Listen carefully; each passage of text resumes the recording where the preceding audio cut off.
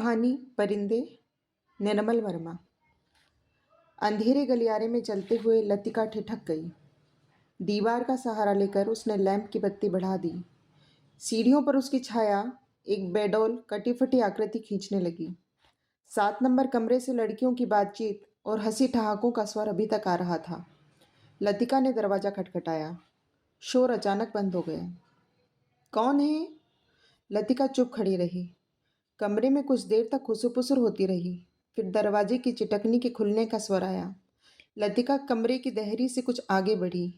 Lamp की छपकती लो में लड़कियों के चेहरे सिनेमा के पर्दे पर ठहरे हुए क्लोजअप की भांति उभरने लगे। कमरे में अंधेरा क्यों कर रखा है? लतिका के स्वर में हल्की सी छिड़की का आभास था। लैंप में तेल ही खत्म हो गया मैम। यह सुधा का कमरा था, इसलिए उसे ही उत्तर देना पड़ा। हॉस्टल में शायद वह सबसे अधिक लोकप्रिय थी, क्योंकि सदा छुट्टी के समय या रात को डिनर के बाद आसपास के कमरों में रहने वाली लड़कियों का जमघट उसी के कमरे में लग जाता था। देर तक गपशप हंसी मजाक चलता रहता। तेल के लिए करीमुद्दीन को क्यों नहीं कहा? कितनी बार कहा मैम, लेकिन उसे याद रहे तब तो। कमरे में हंसी की फुहार एक कोने से दूसरे कोने तक फैल गई। लतिका के कमरे में आने से अनुशासन की जो घुटन घिर आई थी, वह अचानक बह गई। करीमुद्दीन हॉस्टल का नौकर था। उसके आलस और काम में टालमटोल करने के किस्से हॉस्टल की लड़कियों में पीढ़ी दर पीढ़ी चले आते थे। लतिका को हठात कुछ स्मरण हो आया। अंधेरे में लैंप घुमाते हुए चारों ओर निगाहें दौड़ाईं। कमरे में चारों ओर घेरा बनाकर वे लड़कियां बैठी थीं, पास पास एक दूसरे से सटकर। सबके चेहरे परिचित थे, किंतु लैंप के पीले मध्यम प्रकाश में मानो कुछ बदल सा गया था, या जैसे वह उन्हें पहली बार देख रही थी। जूली, अब तक तुम इस ब्लॉक में क्या कर रही हो? जूली खिड़की के पास पलंग के सिरहाने बैठी थी। उसने चुपचाप आंखें नीची कर लीं। लैंप का प्रकाश चारों ओर से सिमटकर अब केवल उसके चेहरे पर गिर रहा था। नाइट रजिस्टर पर दस्तखत कर दिए? हाँ मैम। फिर? लतिका का स्वर कड़ा हुआ है। जूली सकुचाकर खिड़की से बाहर देखने लगी। जब से लतिका इस स्कूल में आई है, उसने अनुभव किया है कि हॉस्टल के इस नियम का पालन डांट फटकार के बावजूद नहीं होता। मैम, कल से छुट्टियां शुरू हो जाएंगी, इसलिए आज रात हम सबने मिलकर सोचा। और सुधा पूरी बात न कहकर हेमंती की ओर देखकर मुस्कुराने लगी। हेमंती के गाने का प्रोग्राम है, आप भी कुछ देर बैठिए ना। लतिका को उलझन मालूम हुई। इस समय यहाँ आकर उसने इनके मज़े को किरकिरा कर दिया। इस छोटे से हिल स्टेशन पर उसने रहते उसे खासा अरसा हो गया था, लेकिन कब समय पतझड़ और गर्मियों का घेरा पाकर सर्दी की छुट्टियों की गोद में सिमट जाता है, उसे कभी याद नहीं रहता। चोरों की तरह चुपचाप बदहरी से बाहर हो गई। उसके चेहरे का तनाव ढीला पड़ गया। वह मुस्कुराने लगी। मेरे संग स्नोफॉल देखने कोई नहीं ठहरेगा? मैडम, छुट्टियों में क्या आप घर नहीं जा रही हैं? सब लड़कियों की आंखें उस पर जम गई। अभी कुछ पक्का नहीं है। I love the snowfall. Latika को लगा कि यही बात उसने पिछले साल भी कही थी, और शायद पिछले से पिछले साल भी। उसे लगा मानो लड़कियां उसे संदेह की दृष्टि से देख रही हैं, मानो उन्होंने उसकी बात पर विश्वास नहीं किया। उसका सिर चकराने लगा, मानो बादलों का स्याह झुरमुट किसी अनजाने कोने से उठकर उसे अपने में डुबो लेगा। वह थोड़ा सा हंसी, फिर धीरे से उसने सिर को झटक दिया। जूली, तुमसे कुछ काम है। अपने ब्लॉक में जाने से पहले मुझसे मिल लेना। Well, good night. लतिका ने अपने पीछे दरवाज़ा बंद कर दिया। Good night ma'am. Good night. Good night. गलियारे की सीढ़ियाँ न उतर कर लतिका रेलिंग के सहारे खड़ी हो गई। लैंप की बत्ती को नीचे घुमाकर कोने में रख दिया। बाहर धुंध की नीची तहें बहुत घनी हो चली थीं। लॉन पर लगे हुए चीड़ के पत्तों की सरसराहट हवा के झोंकों के संग कभी तेज, कभी धीमी होकर भीतर बह आती थी। हवा में सर्दी का हल्का सा आभास पाकर लतिका के दिमाग में कल से शुरू होने वाली छुट्टियों का ध्यान भटक आया। उसने आंखें मूंद लीं। उसे लगा कि जैसे उसकी टांगें बांस की लकड़ियों की तरह उसके शरीर से बंधी हैं, जिसकी गांठें धीरे धीरे खुलती जा रही हैं। सिर की चकराहट अभी मिटी नहीं थी, मगर वह भीतर न होकर बाहर फैली हुई धुंध का हिस्सा बन गई थी। सीढ़ियों पर बातचीत का स्वर सुनकर लतिका जैसे सोते से जगी। शॉल को कंधे पर समेटा और लैंप उठा लिया। डॉक्टर मुखर्जी मिस ह्यूवर्ट के साथ एक अंग्रेजी धुन गुनगुनाते हुए ऊपर आ रहे थे। सीढ़ियों पर अंधेरा था और ह्यूवर्ट को बार बार अपनी छड़ी से रास्ता टटोलना पड़ता था, लतिका ने 2-4 सीढ़ियां उतरकर लैम्प को नीचे झुका दिया। Good evening doctor. Good evening mister Hubert. Thank you miss Latika. Hubert के स्वर में कृतज्ञता का भाव था। सीढ़ियां चढ़ते से उसकी सांसें तेज हो रही थीं और वे दीवार से लगे हुए हाँफ रहे थे। लैम्प की रोशनी में उनके चेहरे का पीलापन कुछ तांबे के रंग जैसा हो गया था। यहाँ अकेली क्या कर रही हो मिस लतिका? डॉक्टर ने होठों के भीतर से सीटी बजाई। चेकिंग करके लौट रही थी। आज इस वक्त कैसे ऊपर आना हुआ मिस्टर ह्यूवर्ट? ह्यूवर्ट ने मुस्कुराकर अपनी छड़ी डॉक्टर के कंधे से झुला दी। इनसे पूछो, यही मुझे जबरदस्ती घसीट लाए हैं। मिस लतिका, हम आपको निमंत्रण देने आ रहे थे। आज रात मेरे कमरे में एक छोटा सा कंसर्ट होगा जिसमें मिस्टर ह्यूवर्ट शोपा और चाइकोवस्की के कंपोजिशन बजाएंगे और फिर क्रीम कॉफ़ी पी जाएगी। और इसके बाद अगर समय रहा तो पिछले साल हमने जो गुनाह किए हैं उन्हें हम सब मिलकर कन्फेस करेंगे। डॉक्टर मुखर्जी के चेहरे पर भली मुस्कान खिल गई। डॉक्टर, मुझे माफ़ करें, मेरी तबीयत कुछ ठीक नहीं है।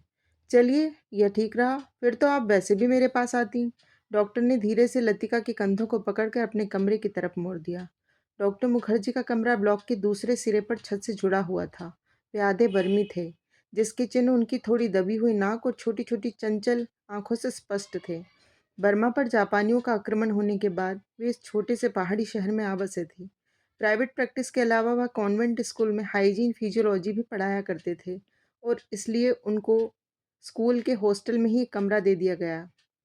कुछ लोगों का कहना था कि बर्मा से आते हुए रास्ते में उनकी पत्नी की मृत्यु हो गई, लेकिन इस संबंध में निश्चित रूप से कुछ कहा नहीं जा सकता था क्योंकि डॉक्टर स्वयं कभी अपनी पत्नी की चर्चा नहीं करते। बातों के दौरान डॉक्टर अक्सर कहा करते थे, मरने से पहले मैं एक दफ़ा बर्मा ज़रूर जाऊंगा। और तब एक क्षण के लिए उनकी आंखों में नमी सी छा जाती। लतिका चाहने पर भी उनसे कुछ पूछ नहीं पाती। उसे लगता कि डॉक्टर नहीं चाहते कि कोई अतीत के संबंध में उनसे कुछ कुछ भी पूछे या सहानुभूति दिखलाए। दूसरे ही क्षण अपनी गंभीरता को दूर ढेलते हुए वे हंस पड़ते, एक सूखी बुझी हुई हंसी। होम सिकनेस ही एक ऐसी बीमारी है जिसका इलाज किसी डॉक्टर के पास नहीं है। छत पर मेज कुर्सियां डाल दी गईं और भीतर कमरे में पर्कोलेटर में कॉफ़ी का पानी चढ़ा दिया गया। सुना है अगले दो तीन वर्षों में यहाँ बिजली का इंतजाम हो जाएगा, डॉक्टर ने स्प्रिंट लैम्प जलाते हुए कहा। यह बात तो पिछले 10 सालों से सुनने में आ रही है। अंग्रेजों ने भी कोई लंबी चौड़ी स्कीम बनाई थी, पता नहीं उसका क्या हुआ, ह्यूवर्ट ने कहा। वह आराम कुर्सी पर लेटा हुआ बाहर लॉन की ओर देख रहा था। लतिका कमरे से 2 मोमबत्तियां ले आई। मेज के दोनों सिरों पर टिकाकर उन्हें जला दिया गया। छत का अंधेरा मोमबत्ती की फीकी रोशनी के इर्द गिर्द सिमटने लगा। एक घनी नीरवता चारों ओर घिरने लगी। हवा में चीड़ के वृक्षों की साएं साएं दूर तक फैली पहाड़ियों और घाटियों में सीटियों की गूंज सी छोड़ती जा रही थी। इस बार भी शायद बर्फ जल्दी गिरेगी। अभी से हवा में एक सर्द खुशकी सी महसूस होने लगी है। डॉक्टर का सिगार अंधेरे में लाल बिंदी सा चमक रहा था। पता नहीं मिस बिट को स्पेशल सर्विस का गोरख धंधा क्यों पसंद आता है। छुट्टियों में घर जाने से पहले क्या ये जरूरी है कि लड़कियां फादर एलमंड का सरमन सुने? ह्यूवर्ट ने कहा। पिछले 5 साल से सुनता आ रहा हूँ। फादर एलमंड के सरमन में कहीं हेर फेर नहीं होता। डॉक्टर को फादर एलमंड एक आंख नहीं सुहाते थे। लतिका कुर्सी पर आगे झुककर प्यालों में कॉफी उड़ेलने लगी। हर साल स्कूल बंद होने के दिन यही 2 प्रोग्राम होते हैं, चैपल में स्पेशल सर्विस और उसके बाद दिन में पिकनिक। लतिका को पहला साल याद आया जब डॉक्टर के संग पिकनिक के बाद वह क्लब गई थी। डॉक्टर बार में बैठे थे। बाल रूम कुमाऊं रेजिमेंट के अफसरों से भरा हुआ था। कुछ देर तक बिलियर्ड का खेल देखने के बाद जब वे वापस बार की ओर आ रहे थे तब उसने दाईं ओर क्लब की लाइब्रेरी में देखा, मगर उसी समय डॉक्टर मुखर्जी पीछे से आ गए थे। मिस लतिका, यह मेजर गिरीश नेगी हैं। बिलियर्ड रूम में आते हुए हंसी ठहाकों के बीच वह नाम दब सा गया था। वह किसी किताब के बीच में उंगली रखकर लाइब्रेरी की खिड़की से बाहर देख रहा था। Hello doctor. वह पीछे मुड़ा तब उस क्षण न जाने क्यों लतिका का हाथ कांप गया और कॉफी की कुछ गर्म बूंदें उसकी साड़ी पर झलक आईं। अंधेरे में किसी ने नहीं देखा कि लतिका के चेहरे पर एक उनींदा रीतापन घेर आया है। हवा के झोंके से मोमबत्तियां की लौ फड़कने लगी। छत से छत से भी ऊंची काठ गोदाम जाने वाली सड़क पर यूबी रोडवेज की आखिरी बस डाक लेकर जा रही थी। बस की हेडलाइट्स में आसपास फैली हुई झाड़ियों की छाया घर की दीवार पर सरकती हुई गायब होने लगी थी। मिस लतिका, आप इस साल भी छुट्टियों में यहीं रहेंगी? डॉक्टर ने पूछा। डॉक्टर का सवाल हवा में टंगा रहा। उसी क्षण पियानो पर शोपा का नॉक्टर्न ह्यूवर्ट की उंगलियों के नीचे से फिसलता हुआ धीरे धीरे छत के अंधेरे में घुलने लगा, मानो जल पर कोमल कोमल स्वप्निल उर्मियां भंवरों का झिलमिलाता जाल बुनती हुई दूर दूर किनारों तक फैलती जा रही हूँ। लतिका को लगा जैसे कहीं बहुत दूर बर्फ की चोटियों से परिंदों के झुंड अनजान देशों की ओर उड़े जा रहे हैं। इन दिनों अक्सर उसने अपने कमरे की खिड़कियों से उन्हें देखा है। धागे में बंधे चमकीले लट्टुओं की तरह वे एक लंबी टेढ़ी मेढ़ी कतार से उड़े जाते हैं, पहाड़ों की सुनसान नीरवता से परे, उन विचित्र शहरों की ओर जहाँ शायद वह कभी नहीं जाएगी। लतिका आराम चेयर पर ऊँघने लगी। डॉक्टर मुखर्जी का शिकार अंधेरे में चुपचाप जल रहा था। डॉक्टर को आश्चर्य हुआ कि लतिका ना जाने क्या सोच रही है, और लतिका सोच रही थी कि क्या वह बूढ़ी होती जा रही है। उसके सामने स्कूल की प्रिंसिपल मिस वुड का चेहरा घूम आया। पोपला मुंह, आंखों के नीचे झूलती हुई मांस की थैलियाँ, जरा जरा सी बात पर चिढ़ जाना, कर्कश आवाज में चीखना, सब उसे ओल्ड मेड कहकर पुकारते हैं। कुछ वर्षों बाद वह भी हूबहू वैसी ही बन जाएगी। लतिका के समूचे शरीर में झुरझुरी सी दौड़ गई, मानो अनजाने में उसने किसी गलीज वस्तु को छू लिया हो। उसे याद आया, कुछ महीने पहले अचानक उसे ह्यूवर्ट का प्रेम पत्र मिला था। भावुक याचना से भरा हुआ पत्र, जिसमें उसने ना जाने क्या क्या लिखा था, जो कभी उसकी समझ में नहीं आया। उसे ह्यूवर्ट की इस बचकाना हरकत पर हंसी आई थी, किंतु भीतर ही भीतर प्रसन्नता भी हुई थी। उसकी उम्र अभी बीती नहीं है, वह अब भी दूसरों को अपनी ओर आकर्षित कर सकती है। युवट का पत्र पढ़कर उसे क्रोध नहीं आया, आई थी तो केवल ममता। वह चाहती तो उसकी गलतफहमी को दूर करने में देर नहीं लगाती, किंतु कोई शक्ति उसे रोके रहती है। उसके कारण अपने पर विश्वास बना रहता है। अपने सुख का भ्रम मानो युवट की गलतफहमी से जुड़ा हो। युवट ही क्यों, वह क्या किसी को भी चाह सकेगी उस अनुभूति के संग जो अब नहीं रही। छाया सी छाया सी उस पर मंडराती रहती है, न स्वयं मिटती है, न उसे मुक्ति दे पाती है। उसे लगा जैसे बादलों का झुरमुट फिर उसके मस्तिष्क पर धीरे धीरे छाने लगा है। उसकी टांगें फिर निर्जीव शिथिल सी हो गई हैं। वह झटके से उठ खड़ी हुई। डॉक्टर, माफ़ करना, मुझे बहुत थकान सी लग रही है। बिना वाक्य पूरा किए वह चली गई। कुछ देर तक टेरेस पर स्तब्धता छाई रही। मोमबत्तियां बुझने लगी थीं। डॉक्टर मुखर्जी ने सिगार का नया कश लिया। सब लड़कियां एक जैसी होती हैं, बेवकूफ़ और सेंटिमेंटल। युवट की उंगलियों का दबाव पियानो पर ढीला पड़ता गया। अंतिम सुरों की झिझकी सी गूंज कुछ क्षणों तक हवा में तैरती रही। डॉक्टर, आपको मालूम है, मिस लतिका का व्यवहार पिछले कुछ अरसे से अजीब सा लगता है। युवट के स्वर में लापरवाही का भाव था। वह भी नहीं चाहता था कि डॉक्टर को लतिका के प्रति उसकी भावनाओं का आभास मात्र भी मिल सके, जिस कोमल अनुभूति को वह इतने समय से संजोता आया है। डॉक्टर उसे हंसी के एक ही ठहाके में उपहासास्पद बना देता। क्या तुम नियति में विश्वास करते हो ह्यूवर्ट? डॉक्टर ने कहा। ह्यूवर्ट दम रोके प्रतीक्षा करता रहा। वह जानता था कि कोई भी बात कहने से पहले डॉक्टर को फिलोसोफाइज करने की आदत थी। डॉक्टर डॉक्टर टेरेस के जंगले से सटकर खड़ा हो गया। फीकी सी चांदनी में चीड़ के पेड़ों की छायाएं लॉन पर गिर रही थीं। कभी कभी कोई जुगनू अंधेरे में हरा प्रकाश छिड़कता हवा में गायब हो जाता था। मैं कभी कभी सोचता हूँ, इंसान जिंदा किस लिए रहता है? क्या उसे कोई और बेहतर काम करने को नहीं मिला? हजारों मील अपने मुल्क से दूर मैं यहाँ पड़ा हूँ। यहाँ कौन मुझे जानता है? यहीं शायद मर भी जाऊंगा। ह्यूबर्ट, क्या तुमने कभी महसूस किया है कि एक अजनबी की हैसियत से पराई ज़मीन पर मर जाना काफ़ी खौफनाक बात है? ह्यूबर्ट विस्मित सा डॉक्टर की ओर देखने लगा। उसने पहली बार डॉक्टर मुखर्जी के इस पहलू को देखा था। अपने संबंध में वे अक्सर चुप रहते थे। कोई पीछे नहीं है, यह बात मुझ में एक अजीब किस्म की बेफिक्री पैदा कर देती है। लेकिन कुछ लोगों की मौत अंत तक पहली बनी रहती है। शायद वे ज़िंदगी से बहुत उम्मीद लगाते थे। उसे ट्रेजिक उसे ट्रेजिक भी नहीं कहा जा सकता, क्योंकि आखिरी दम तक उन्हें मरने का एहसास नहीं होता। डॉक्टर, आप किसका जिक्र कर रहे हैं? यूबर्ट ने परेशान होकर पूछा। डॉक्टर कुछ देर चुपचाप सिगार पीता रहा। फिर मुड़कर वह मोमबत्तियों की बुझती हुई लौ को देखने लगा। तुम्हें मालूम है, किसी समय लतिका बिला नागा क्लब जाया करती थी।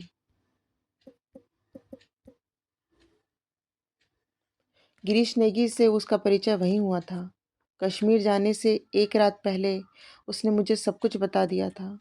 मैं अब तक लतिका से उस मुलाकात के बारे में कुछ नहीं कह सका हूँ, किंतु उस रात कौन जानता था कि वह वापस नहीं लौटेगा।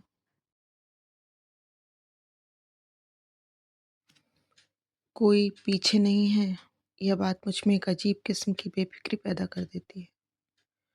लेकिन कुछ लोगों की मौत अंत तक पहेली बनी रहती है। शायद वे जिंदगी से बहुत उम्मीद लगाते थे। उसे ट्रेजिक भी नहीं कहा जा सकता, क्योंकि आखिरी दम तक उन्हें मरने का एहसास नहीं होता। डॉक्टर, आप किसका जिक्र कर रहे हैं? युवट ने परेशान होकर पूछा। डॉक्टर कुछ देर तक चुपचाप सिगार पीता रहा। फिर मुड़कर वह मोमबत्तियों की बुझती हुई लौ को देखने लगा। तुम्हें मालूम है, किसी समय लतिका बिला नागा की क्लब जाया करती थी। गिरीश नेगी से उसका परिचय वहीं हुआ था। कश्मीर जाने से एक रात पहले उसने मुझे यह सब बता दिया था। मैं अब तक लतिका से उस मुलाकात के बारे में कुछ नहीं कह सका हूँ, किंतु उस रात कौन जानता था कि वह वापस नहीं लौटेगा। और अब क्या फर्क पड़ता है? Let the dead die.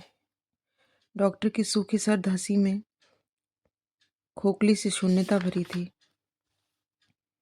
कौन गिरीश नेगी? कुमाऊं रेजिमेंट में कैप्टन था। डॉक्टर, क्या लतिका? युवट से आगे कुछ नहीं कहा गया। उसे याद आया वह पत्र जो उसने लतिका को भेजा था। कितना अर्थहीन और उपहासास्पद, जैसे उसका एक शब्द उसके दिल को कचोट रहा हो। उसने धीरे से पियानो पर सिर टिका लिया। लतिका ने उसे क्यों नहीं बताया? क्या वह इसके योग्य भी नहीं था? लतिका, वह तो बच्ची है। पागल, मरने वालों के संग खुद थोड़े ही मरा जाता है। कुछ देर चुप रहकर डॉक्टर ने अपने प्रश्न को फिर दोहराया। लेकिन ह्यूबर्ट, क्या तुम नियति पर विश्वास करते हो? हवा के हल्के झोंके से मोमबत्तियां एक बार प्रज्वलित होकर बुझ गईं।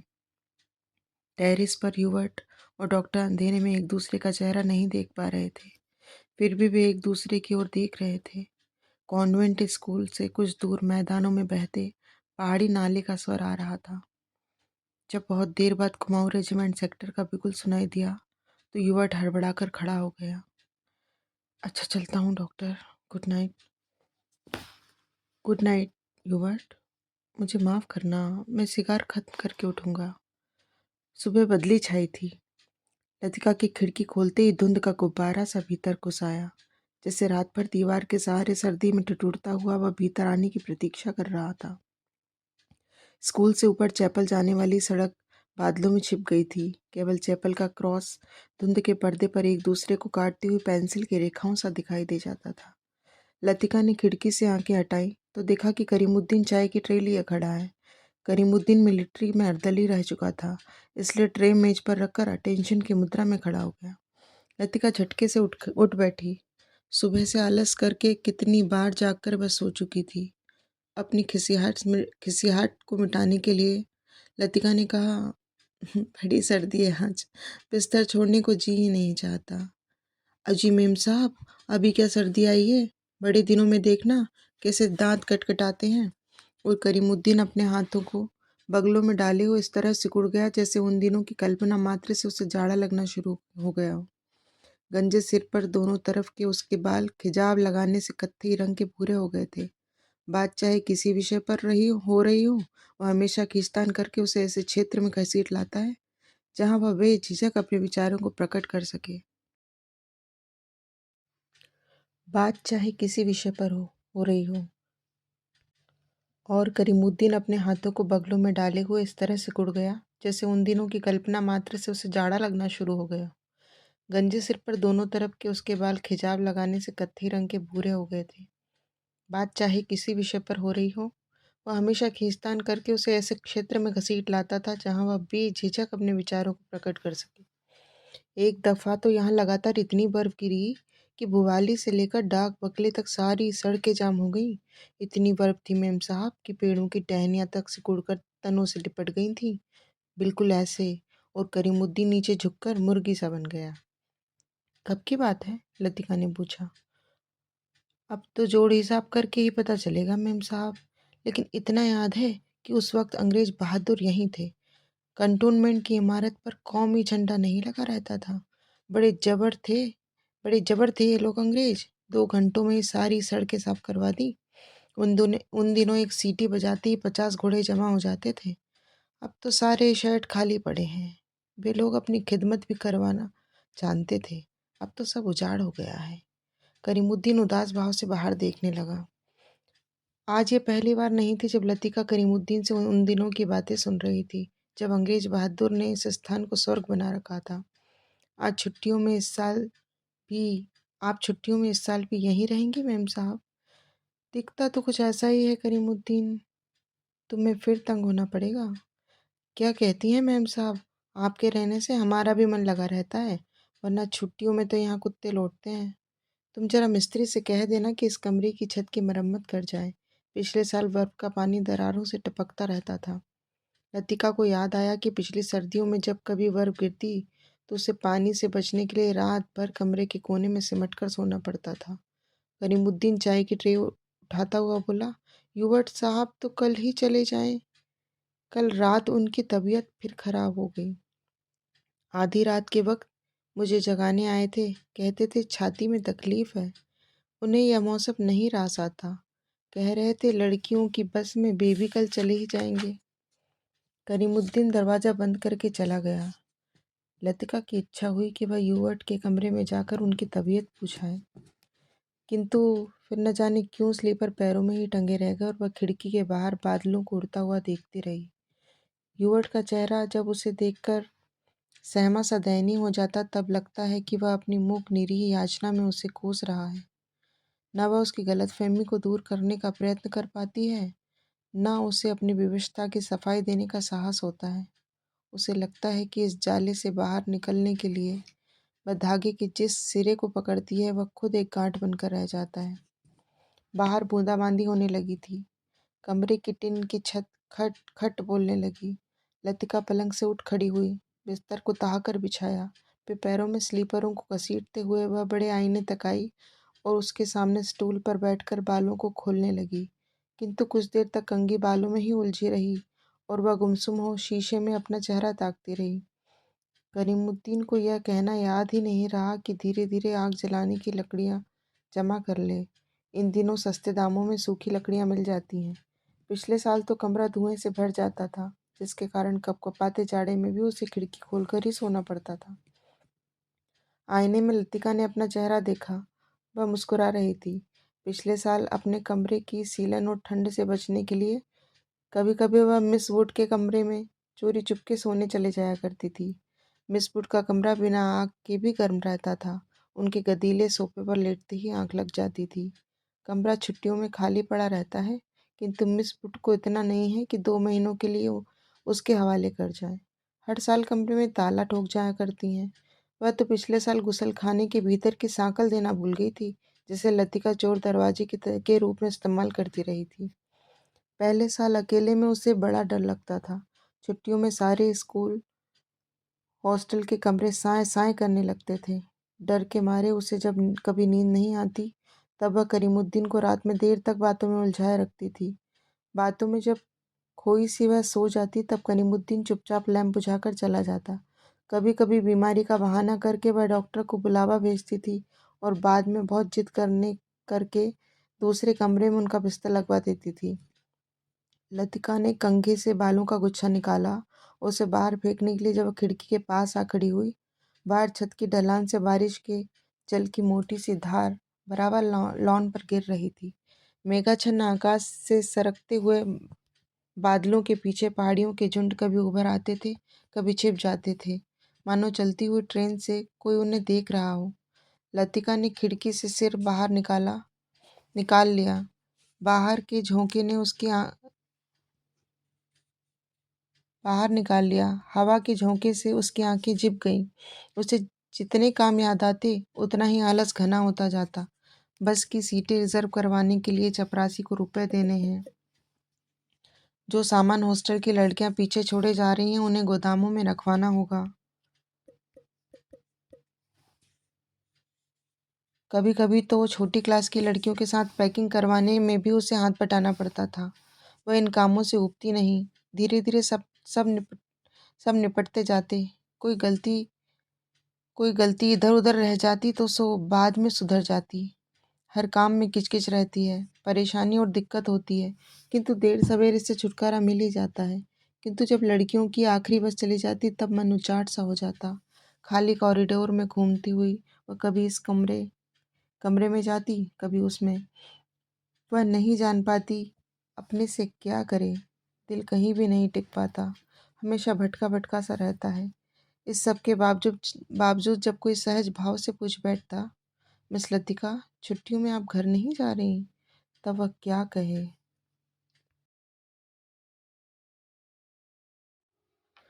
वह इन कामों से ऊबती नहीं। धीरे धीरे सब निपटते जाते हैं।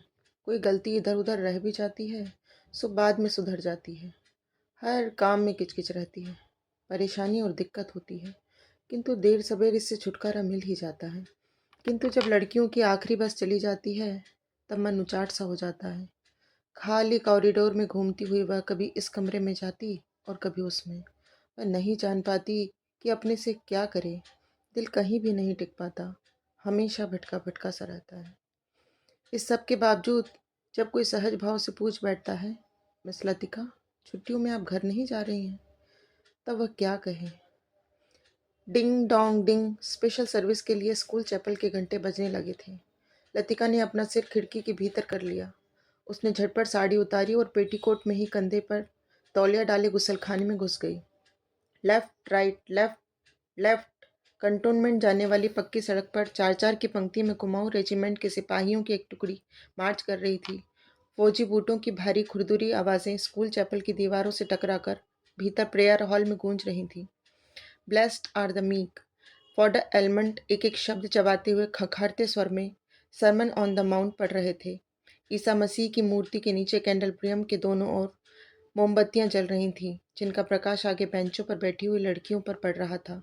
पिछली लाइनों की बेंचें अंधेरे में डूबी हुई थीं, जहां लड़कियां प्रार्थना की मुद्रा में बैठी हुई सिर झुकाए एक दूसरे से खुसर पुसर कर रही थीं।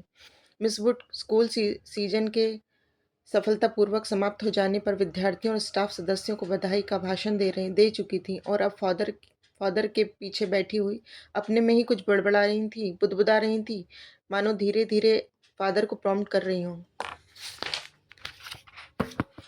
आमीन। फादर एलमंड ने बाइबल मेज पर रख दी और प्रेयर बुक उठा ली। हॉल की खामोशी क्षण भर के लिए टूट गई। लड़कियों ने खड़े होते हुए जानबूझकर बेंचों को पीछे धकेला। बेंचें फर्श पर रगड़ खाकर सीटी बजाती हुई पीछे सरक गईं। हॉल के कोने से हंसी फूट पड़ी। मिस वुड का चेहरा तन गया, माथे पर भ्रकुटियां चढ़ गईं। फिर अचानक निस्तब्धता छा गई। हॉल की उस घुटे हुए धुंधलके में फादर का तीखा फटा हुआ स्वर सुनाई देने लगा। Jesus said, I am the last of the world. He that followed me shall not walk in darkness, but shall have the light of life. Doctor Mukherjee ने ऊब और उकताहट से भरी जमुहाई ली। कब यह किस्सा खत्म होगा? इतने ऊंचे स्वर में लतिका से पूछा कि वह सकुचाकर दूसरी ओर देखने लगी। स्पेशल सर्विस के समय डॉक्टर मुखर्जी के होठों पर व्यंग्यात्मक मुस्कान खेलती रहती और वह धीरे धीरे अपनी मूंछों को खींचता रहता। फादर एलमंड की वेशभूषा देखकर लतिका के दिल में गुदगुदी सी दौड़ गई। जब वह छोटी सी थी तो अक्सर यह बात सोचकर विस्मित हुआ करती थी कि क्या पादरी लोग सफ़ेद चोगे के नीचे कुछ नहीं पहनते? अगर धोखे से वह ऊपर उठ जाए तो। Left left left. मार्च करते हुए फौजी बूट चैपल से दूर होते जा रहे थे। केवल उनकी गूंज हवा में शेष रह गई थी। Him number 117। फादर ने प्रार्थना पुस्तक खोलते हुए कहा। हॉल में प्रत्येक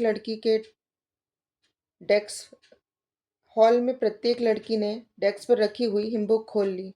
पन्नों के उलटने की खड़खड़ाहट फिसलती हुई एक सिरे से दूसरे सिरे तक फैल गई। आगे की बेंच से उठकर युवक पियानो के सामने स्टूल पर बैठ गया। संगीत शिक्षक होने के कारण हर साल स्पेशल सर्विस के अवसर पर उसे कायर के संग पियानो बजाना पड़ता था। युवक ने अपने रुमाल से नाक साफ की। अपनी घबराहट छिपाने के लिए युवक हमेशा ऐसा ही किया करता था। कनखियों से हॉल की ओर देखते हुए उसने कांपते हाथों से हिम्मत खोल ली। Lead kindly light. पियानो के सुर दबे झिझकते से मिलने लगे। घने बालों से ढकी उबट की लंबी पीली अंगुलियां खुलने से मटने लगीं। कायर में गाने वाली लड़कियों के स्वर एक दूसरे से गुद कर कोमल स्निग्ध लहरों में बिंध गए।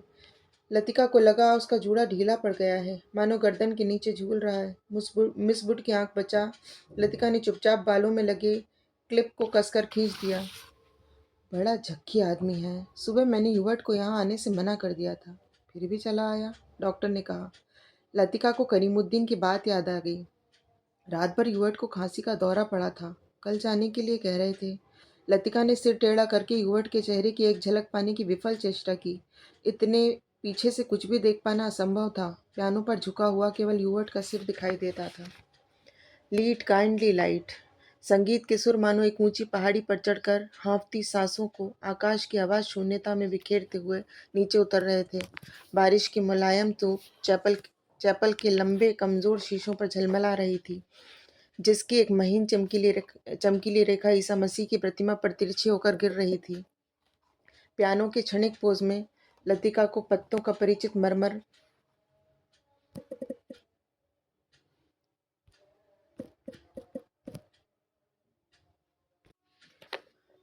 बारिश की मुलायम धूप चैपल के लंबे कमजोर शीशों पर झलमला रही थी, जिसकी एक महीन चमकीली रेखा ईसा मसीह की प्रतिमा पर तिरछी होकर गिर रही है। मोमबत्तियों का धुआं धूप में नीली सी लकीर खींचता हुआ हवा में तिरने लगा है। पियानो के क्षणिक पोज में लतिका को पत्तों का परिचित मरमर कहीं दूर अनजानी दिशा से आता हुआ सुनाई दे जाता है। एक क्षण के लिए उसे भ्रम हुआ कि चैपल का फीका सा अंधेरा उस छोटे से प्रेयर हॉल के चारों कोनों में सिमटता हुआ उसके आसपास घिर आया है, मानो कोई उसकी आंखों पर पट्टी बांधकर उसे यहाँ से ले आया हो, उसे यहाँ तक ले आया हो और अचानक उसकी आंखें खोल दी हों। उसे लगा कि जैसे मोमबत्तियों की धूमिल आलोक में कुछ भी ठोस वास्तविक न रहा हो। चैपल की छत, दीवारें, डेस्क पर रखा हुआ डॉक्टर का सुडौल हाथ और पियानो के सुर अतीत को भेदते हुए स्वयं उस धुंध का भाग बनते जा रहे हों।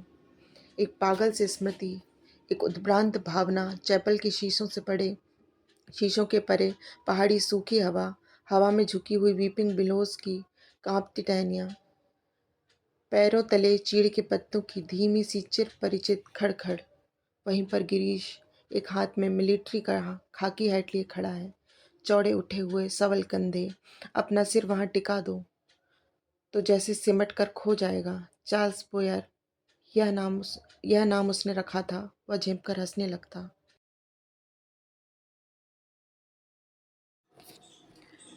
एक पगली सी स्मृति, एक उद्भ्रांत भावना। चैपल के शीशों के परे पहाड़ी सूखी हवा में झुकी हुई वीपिंग ब्लोज की कांपती टहनियाँ, पैरों तले चीड़ के पत्तों की धीमी सी चिर परिचित खड़खड़। वहीं पर गिरीश एक हाथ में मिलिट्री का खाकी हैट लिए खड़ा है, चौड़े उठे हुए सबल कंधे। अपना सिर वहां टिका दो तो जैसे सिमट कर खो जाएगा। चार्ल्स बोयर, यह नाम उसने रखा था। वह झेप कर हंसने लगता। तुम्हें आर्मी में किसने चुन लिया है? मेजर बन गए हो, लेकिन लड़कियों से भी गए बीते हो। जरा जरा सी बात पर चेहरा लाल हो आता है। यह सब वह कहती नहीं है, सिर्फ सोचती भर थी। सोचा था कभी कहूँगी, पर वह कभी कभी नहीं आया। बुरुश का लाल फूल लाए हो? ना, झूठे। खाकी कमीज के जिस जेब पर बैज चिपके थे, उसी में से मुसा हुआ बुरुश का फूल निकल आया। छी, सारा मुरझा गया। अभी खिला कहाँ है? How clumsy. उसके बालों में गिरीश का हाथ उलझ रहा है। फूल कहीं टिक नहीं पाता। फिर उसे क्लिप के नीचे फंसाकर उसने कहा, देखो। वह मुड़ी और इससे पहले कि वह कुछ कह पाती, गिरीश ने अपना मिलिट्री का हेड थप्प से उसके सिर पर रख दिया। वह मंत्रमुग्ध सी वैसे ही खड़ी रही। उसके सर पर गिरीश का हैट है, माथे पर छोटी सी बिंदी है, बिंदी पर उड़ते हुए बाल हैं। गिरीश ने उस बिंदी को अपने होठों से छुआ है। उसने उसके नंगे सिर को अपने दोनों हाथों में समेट लिया है। लतिका, गिरीश ने चिढ़ाते हुए कहा, मैन ईटर ऑफ कुमाऊँ। उसका यह नाम गिरीश ने उसे चिढ़ाने के लिए रखा था। वह हंसने लगी। लतिका, सुनो। गिरीश का स्वर कैसा हुआ आया था। ना, मैं कुछ नहीं सुन रही। लतिका, मैं कुछ महीनों वापस लौट आऊँगा। ना, मैं कुछ नहीं सुन रही। किंतु वह सुन रही है। वह नहीं जो गिरीश कह रहा है, किंतु वह जो नहीं कह रहा है, किंतु वह जो नहीं कहा जा रहा है, और जो उसके बाद कभी नहीं कहा गया। ना, मैं कुछ नहीं सुन रही, किंतु वह सुन रही है। वह नहीं जो गिरीश कह रहा है, किंतु वह जो नहीं कहा जा रहा है, और जो उसके बाद कभी नहीं कहा गया। Lead kindly light. लड़कियों का स्वर पियानो के सुरों में डूबा डूबा हुआ गिर रहा है, उठ रहा है। युवट ने सिर मोड़कर लतिका को निमिष भर देखा। आंखें मूंदे ध्यानमग्न प्रस्तर मूर्ति सी वह स्थिर निश्चय खड़ी थी। क्या यह भाव उसके लिए है? क्या लतिका ने ऐसे क्षणों में उसे अपना साथी बनाया है? युवट ने गहरी सांस ली और उस सांस में ढेर सी थकान उमड़ आई। देखो, मिस वुड कुर्सी पर बैठे बैठे सो रही हैं। डॉक्टर होठों में फुसफुसाया। यह डॉक्टर का पुराना मजाक था कि मिस वुड प्रार्थना के बहाने आंखें मूंदे हुए नींद की झपकियां लेती हैं। फादर एलमंड ने कुर्सी पर फैले अपने गाउन को समेट लिया और प्रेयर बुक बंद करके मिस वुड के कानों में कुछ कहा। पियानो का स्वर क्रमशः मंद पड़ने लगा। युवट की अंगुलियां ढीले पड़ने लगी। सर्विस के समाप्त होने से पूर्व मिस वुड ने ऑर्डर पढ़कर सुनाया। बारिश होने की आशंका से आज के कार्यक्रम में कुछ आवश्यक परिवर्तन करने पड़े थे। पिकनिक के लिए झूला देवी के मंदिर जाना संभव नहीं हो सकेगा, इसलिए स्कूल से कुछ दूर मीडोज़ में ही सब लड़कियां नाश्ते के बाद जमा होंगी। सब लड़कियों को दोपहर का लंच हॉस्टल किचन से ही ले जाना होगा। केवल शाम की चाय मीडोज़ में बनेगी। पहाड़ों की बारिश का क्या भरोसा। कुछ देर पहले धुआंधार बादल गरज रहे थे। सारा शहर पानी में भीगा ठिठुर रहा था। अब धूप में नहाता नीला आकाश धुंध की ओर से बाहर निकलता हुआ फैल रहा था। लतिका ने चैपल से बाहर आते हुए देखा वीपिंग विलोज की भीगी शाखाओं से धूप में चमकती हुई बारिश की बूंदें टपक रही थीं। लड़कियां चैपल से बाहर निकलकर छोटे छोटे गुच्छे बनाकर कॉरिडोर में जमा हो गई हैं। नाश्ते के लिए भी पौन घंटा पड़ा था और उनमें से अभी कोई भी लड़की हॉस्टल जाने की इच्छुक नहीं थी। छुट्टियां अभी शुरू नहीं हुई थीं, किंतु शायद इसलिए वे इन चंद बचे कुछ क्षणों में अनुशासन के घेरे के भीतर भी मुक्त होने का भरपूर आनंद उठा लेना चाहती थीं। मिस वुड को लड़कियों का यह गुलगप्पाड़ा अखरा, किंतु फादर एलमंड के सामने वह उन्हें डांट फटकार नहीं सकी। अपनी झुंझलाहट दबाकर वह मुस्कुराते हुए बोली, कल सब चली जाएंगी, सारा स्कूल वीरान हो जाएगा। फादर एलमंड का लंबा ओजपूर्ण चेहरा चैपल की घुटी हुई गरमाई से लाल हो उठा था। कॉरिडोर के जंगले पर अपनी छड़ी लटकाकर वे बोले, छुट्टियों में पीछे हॉस्टल में कौन रहेगा? पिछले 2 सालों से तो मिस लतिका ही रह रही हैं। और डॉक्टर मुखर्जी? फादर का ऊपरी होंठ तनिक खिंचाया। डॉक्टर तो सर्दी गर्मी यहीं रहते हैं। मिस वुड ने विस्मय से फादर की ओर देखा। वे समझ नहीं सकी कि फादर ने डॉक्टर का प्रसंग क्यों छेड़ दिया। डॉक्टर मुखर्जी छुट्टियों में कहीं नहीं जाते? 2 महीने की छुट्टियों में बर्मा जाना काफ़ी कठिन है फादर। मिस वुड हंसने लगी। मिस वुड, पता नहीं आप क्या सोचती हैं। मुझे तो मिस लतिका का हॉस्टल में अकेले रहना कुछ समझ में नहीं आता। लेकिन फादर, मिस वुड ने कहा, यह तो कॉन्वेंट स्कूल का नियम है कि कोई भी टीचर छुट्टियों में अपने खर्चे पर हॉस्टल में रह सकती है। मैं फ़िलहाल स्कूल के नियमों की बात नहीं कर रहा। मिस लतिका डॉक्टर के संग यहाँ अकेली ही रह जाएंगी, और सच पूछिए मिस वुड, डॉक्टर के बारे में मेरी राय कुछ अच्छी नहीं है। फादर, आप कैसी बातें कर रहे हैं? मिस लतिका बच्चा थोड़ी है। मिस वुड को ऐसी आशा नहीं थी कि फादर एलमंड अपने दिल में ऐसी दकियानूसी भावना को स्थान देंगे। फादर एलमंड कुछ हतप्रभ से हो गए। बात पलटते हुए बोले, मिस वुड, मेरा मतलब यह नहीं था। आप तो जानती हैं मिस लतिका उस मिलिट्री ऑफिसर को लेकर एक अच्छा खासा स्कैंडल बन गया था। स्कूल की बदनामी होने में क्या देर लगती है। वह वह बेचारा तो अब रहा नहीं। मैं उसे जानती थी फादर। ईश्वर उसकी आत्मा को शांति दे।